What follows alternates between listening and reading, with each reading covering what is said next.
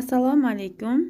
Kechirim qalb tozaligi onlayn treningimizning aziz o'quvchi va ulg'ayuvchilari.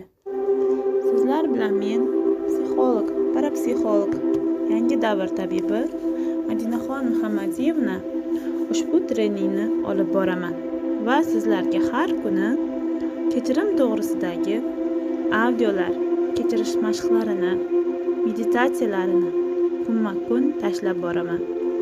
Va o'ylaymanki, sizlar kechirmaslikni qanday oqibatlari borligini, kasalliklar oqibatlarini va ularni bartaraf etish, qalbingizni tozalash mashqlari bilan o'zingiz kutgan maqsadingizga erishasiz.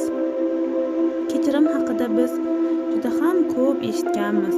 Kechirim to'g'risida darsliklar, meditatsiyalar va treninglarni eshitganmiz. Ammo hamma ham uni asl mohiyatini tushunmaganmiz. Kechirgandan keyin qanchalik ko'p foyda qilganimizni bilamizmi?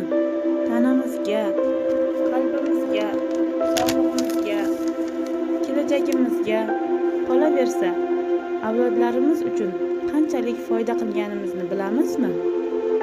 Agar bilganimizda edi, biz shunchalik xafagarchiliklarni, qalb og'riqlarini dilimizga tugib yurmas edik. Bir ayol misolida sizlarga ushbu treningimizni havola etaman.